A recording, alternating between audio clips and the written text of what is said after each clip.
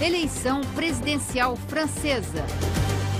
Elcio Ramalho. Eleito novo presidente da França, com mais de 66% dos votos, Emmanuel Macron é o mais jovem chefe de Estado a governar uma das maiores potências do planeta. Com 39 anos, ele assume o Palácio do Élysée para os próximos 5 anos. Em seu discurso de vitória, o líder do Movimento em Marcha prometeu reunificar os franceses e admitiu ter vários desafios pela frente.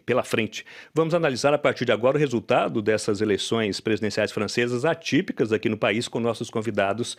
Ao meu lado, Maria Emília Alencar, editora-chefe da Rádio França Internacional, redação brasileira. Bom dia, Maria Emília. Bom dia a todos. Alfredo Valadão, cientista política da Sciences Po de Paris e também cronista da Rádio França Internacional. Bom dia, Alfredo. Bom dia a todos. E Diane Carta, cientista política e jornalista. Bem-vindo ao nosso programa, Diane. Bom dia a todos.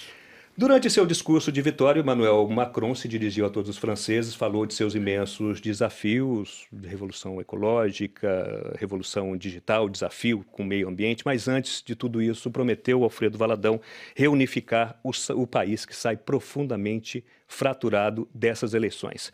Você acredita, Alfredo Valadão, que Emmanuel Macron terá força para essa imensa e difícil tarefa de reunificar a França? Bom, reunificar a França é uma coisa muito difícil. O que ele pode chegar a ter força é de ter uma grande maioria em volta dele, porque é claro que o que ganhou ontem com ele foi um pouco o otimismo contra o pessimismo. E nós estamos vendo isso em toda a Europa. Em geral, os partidos de extrema-direita, xenófobo e tudo isso, estão começando a bater no teto, estão começando a perder um pouco de força. Então, acho que Maquiavel dizia que o príncipe tem que ter sorte e capacidade. Capacidade ele tem, e tem muita sorte. E como a Europa está recomeçando a crescer, né, a economia europeia está um pouco melhor, é possível que ele possa ter essa capacidade de fazer com que a França aproveite desse crescimento. Ao mesmo tempo, quando ele é muito jovem, muito energético, assim, é possível que ele faça passar as principais reformas, algumas das reformas que precisa para que a França volte a ser de novo um país que funcione, porque há vários anos que ela está meio parada. Então, acho que como disse o Gaspar Estrada, vai depender muito das eleições legislativas. E eu acho, a minha intuição, é que ele tem muita possibilidade de, não sei se vai ter maioria absoluta, mas deve estar perto de uma maioria absoluta, o que provavelmente poderia fazer com que algumas reformas mais para a direita, tem alguns deputados de direita que vão votar com ele, reformas mais para a esquerda seriam deputados da esquerda. Então, acho que ele vai ter essa capacidade e, sobretudo, ele sabe que a coisa é difícil, desde já. E ele já pensou nisso há muito tempo. E como ele é jovem, é o presidente mais jovem desde Napoleão Bonaparte, que não era presidente, aliás, foi imperador. 39 anos, vai fazer 40 em dezembro. Eu aproveito para falar, você falou em Napoleão, em Príncipe de Maquiavel, eu aproveito para fazer uma pergunta para o Gianni Carta.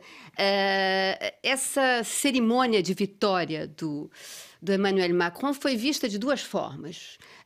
Ele caminhando sozinho pela esplanada do Louvre, foi visto como um momento solene, unindo o passado e o presente com a pirâmide. Por outro lado, alguns comentaristas viam essa passagem de Macron sozinho caminhando nesse lugar como um famoso presidente monárquico, para usar as palavras do Jean-Luc Mélenchon, da esquerda radical. Como é que você viu essa cerimônia de vitória? Eu achei um pouco... Bom, você sabe que ele tem um passado no teatro, né? Ele queria ser escritor e escrever peças de teatro e atuar. Esse foi o começo dele. Ele nunca detestava matemática e economia, mas ele tem esse lado teatral, por isso que eu volto ao passado dele, né? Esse início de carreira, enfim, na escola, no liceu ainda, no Henri IV, ele fazia teatro.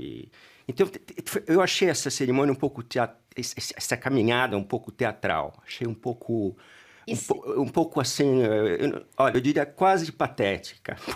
Pois é porque, ao mesmo tempo, ele defende uma ideia do presidencialismo precisa, né, Alfredo? O que você acha? Eu não achei tão patética assim, não. Sobretudo que ele fez essa caminhada com o hino europeu. Quer dizer, não foi com a Marseillaise, quer dizer, foi claramente, desde o princípio, ele disse assim, eu quero fazer uma França aberta, dentro da Europa, fazendo coisas na Europa, reformando a Europa. Então, isso foi muito importante, não é?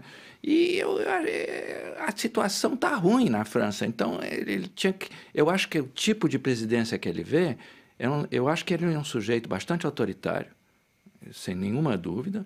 Ele quer restabelecer a autoridade do presidente da República, que o Hollande deixou cair, não é?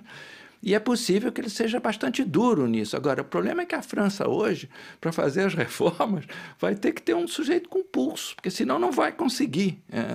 Então, ele já disse que é governar com decretos, não é? Que vai ter vários decretos. Sim, isso bom, depois vai ter que passar. Não deixa de ser autoritário, né? Vai ser autoritário. Agora, ao mesmo tempo, os decretos têm que passar no parlamento. Então, é um jogo, não é, de ter uma presidência muito mais forte, muito mais centralizada, para fazer com que as reformas passem. E tem dois aspectos aí que eu acho muito importantes. O primeiro é como é que ele vai formar esse governo. Quer dizer, eu não entendo muito bem como é que vai ser. Se vai ter gente da esquerda, tipo um Valls da vida, se vai ter o Bayrou, que é do movimento democrático, que apoiou, se uniu, né? Fez uma aliança com ele, com o partido dele em marcha. Então, eu me pergunto como é que vai ser, se vai ter gente de direita no meio, que também apoiou ele, e se eles vão ter duas etiquetas. Porque um socialista como o Valls, que na verdade não tem nada de socialista, é um homem de centro, ele até queria tirar o nome do Partido Socialista, mudar o nome. Enfim, eu não sei, eu acho que ele se aliaria facilmente ao Macron. Mas eu estou com essa dúvida. E a segunda dúvida é o que o Valadão falou, que são as legislativas. Inclusive, em relação às eleições legislativas, o Emmanuel Macron fez um apelo ontem aos seus eleitores durante seu discurso. Vamos ouvir o Emmanuel Macron. Notre tâche est immense. Nossa tarefa é imensa e nos impõe construir já a partir de amanhã uma maioria verdadeira, forte, uma maioria de mudança. Essa maioria é o que espero de vocês dentro de 6 semanas, porque preciso contar com vocês mais e mais. Car j'aurai encore et encore besoin de vous.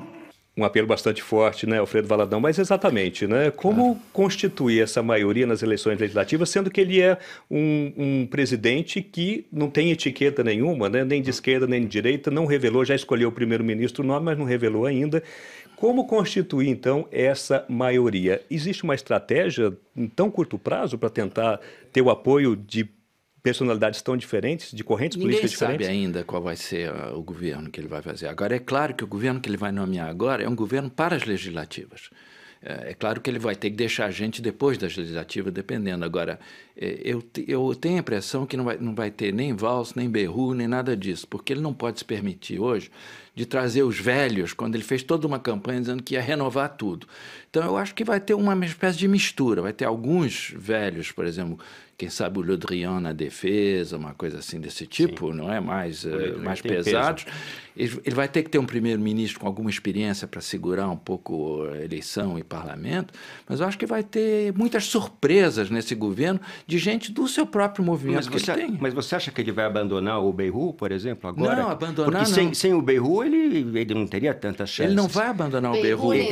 Lembrando para os ouvintes brasileiros, né? Bayrou, do partido centrista, democrático. Não, mas ele tem uma solução para o Bayrou, que é a número 2 do Bayrou, que é a Muriel de Sarnez, que é uma mulher muito interessante, muito democrática, interessante, com ideias e tudo, que essa, quem sabe, pode fazer parte do governo. Outra coisa também importante é que ele, desde o início, ele está dizendo, nós vamos ter metade de mulheres. Então, inclusive, nas legislativas, ele já disse que ia ter metade de políticos tradicionais e metade de gente do movimento dele, e nessas metades tem que ter metade de mulheres. Então, provavelmente vai ter uma grande renovação de tudo isso. Ele não pode voltar para trás, senão vai ser horrível.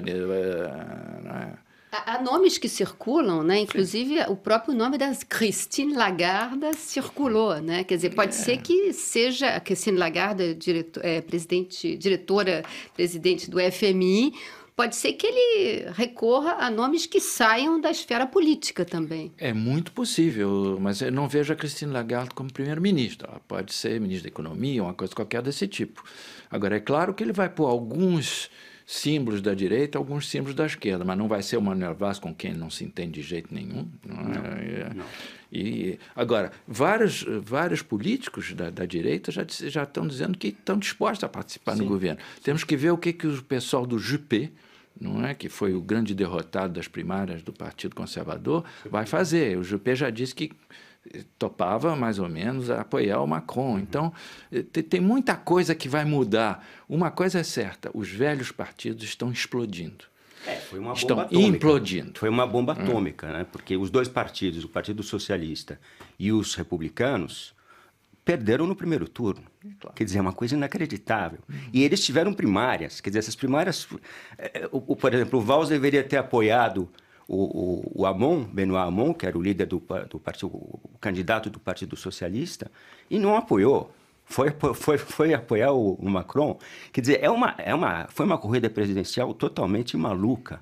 Extremamente maluca. Eu gostaria até de voltar nesse ponto, né? Na verdade, a França esteve, né, com duas imagens completamente diferentes nesse segundo turno, que foi uma França globalizada, aberta para o mundo e para a Europa, e essa França, não é, voltada para questões mais internas de protecionismo. Essa imagem que a França dá com a eleição do Macron para o mundo é uma imagem positiva no momento em que vários outros países também pensam justamente em se proteger mais dos efeitos dessa globalização. Que imagem que a França está dando com essa eleição, com o resultado dessa votação? Ele é um liberal no sentido econômico, e ele é um ex-banqueiro, ex-ministro da Economia, e ele realmente mostrou para o mundo que a França vai continuar, enfim, fazendo business com quem quiser, e o mercado vai negociar com a Angela Merkel. Já é o primeiro passo que ele vai fazer, né, internacional, a nível internacional, que é muito importante, porque ele quer relançar a União Europeia, que é o que a Marine Le Pen não queria fazer. Né, quer fortalecer o euro, quer um ministro da economia comum a todos os estados, todos os países que participam da União Europeia. Enfim, ele tem propostas que mostram que ele é pró-globalização. Agora, a França está dividida em parte por causa disso. Quem votou na Le Pen votou contra a globalização também. Né? Votou contra, porque tem muita gente que está excluída dessa globalização. Então, a gente precisa ver até que ponto ele vai pensar só nas mudanças econômicas e até que ponto ele vai pensar nas mudanças sociais. Justamente, nós falamos do parlamento, agora se a gente pensa nas ruas, né? Nós constatamos que houveram 4 milhões de votos brancos e nulos. Uhum.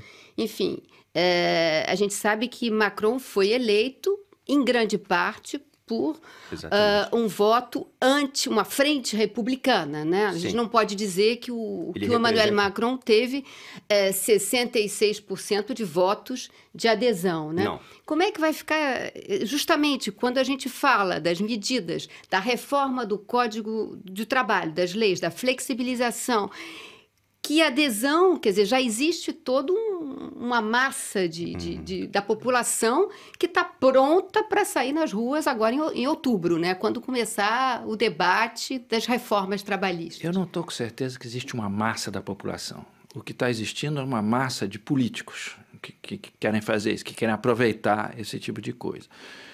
As legislativas vão ser muito importantes. Por exemplo, Jean-Luc Mélenchon, que teve quase 20% dos votos no primeiro turno. 7 milhões de votos? 7 milhões de votos. Isso não quer dizer que ele vai ter 7 milhões de votos nas legislativas. Provavelmente, ele não vai ter mais de 10 deputados. A coisa vai desinchar de maneira brutal. A própria Frente Nacional não vai ter 11 milhões de votos nas legislativas. Eles não vai ter deputados de jeito nenhum. É capaz de eles terem 20 ou 25 deputados. Quer dizer, então, isso também já vai esfriar um pouco as coisas, não é? E eu acho que tem também essa ideia de, se vamos refazer a França, tem uma energia que vai continuar durante alguns meses, isso não tem dúvida. Então, nesse sentido, eu acho que ele tem um espaço para tentar fazer as primeiras reformas. É claro que vai ter gente que vai dizer não sei o que agora. Por exemplo, o principal sindicato francês, CFDT, apoia o Macron. É o sindicato comunista que não está mais apoiando. E mesmo no sindicato comunista está dividido. Então, acho que tem espaço para isso se ele for... Mas o que te leva a pensar que o Jean-Luc Mélenchon não vai ter mais votos nas legislativas? É o sistema eleitoral francês, de dois turnos. Se você olhar no primeiro turno o que aconteceu, o Jean-Luc Mélenchon só ganhou em muito poucas circunscrições. Sim, então, mas houve uma paridade técnica, né? Quer dizer, houve um empate técnico. Havia 4 candidatos que giravam em torno de 20% no primeiro turno. Mas a eleição legislativa é por circunscrição. Sim. Então, os velhos da circunscrição vão continuar tendo peso. O Jean-Luc Mélenchon nunca conseguiu ultrapassar 10% ou 8% nas circunscrições. Vai ser realmente um grande mistério. Vamos só voltar com relação às eleições legislativas. O Partido da Frente Nacional se coloca agora como a principal força de oposição aqui na França. Vamos ouvir o discurso ontem da candidata Marine Le Pen. A Frente Nacional, que se comprometeu com uma estratégia de alianças, deve se renovar profundamente para estar à altura desta oportunidade histórica e das expectativas expressas pelos franceses neste segundo turno. Eu vou propor uma reformulação profunda do nosso movimento com o objetivo de constituir uma nova força política que os franceses esperam e que é necessária para a recuperação do nosso país. Alfredo Valadão, a Frente Nacional vai ocupar um espaço importante a partir dessas eleições aqui na França. Vamos lembrar que o partido teve quase 11 milhões de votos, um feito absolutamente histórico.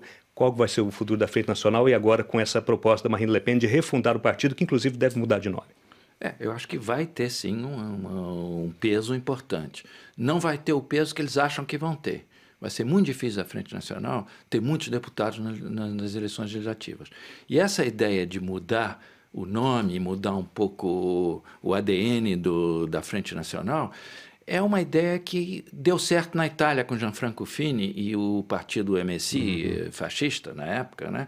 Só que eu não vejo a Marine Le Pen ou outras personalidades da Frente Nacional fazendo o que fez Gianfranco Fini, que foi de ir para a televisão e dizer assim, olha, o MSI era um partido xenófobo, racista e perigoso para a democracia. Por isso que eu acabo com esse partido e vou fundar um outro partido que seja democrático, etc. Não vejo ninguém na Frente Nacional com capacidade de chegar na televisão dizendo isso. Então, essa mudança vai ser uma mudança complicada, sobretudo que tem uma briga interna no partido. O pai da Marine Le Pen já começou a criticar o principal conselheiro da Marine Le Pen.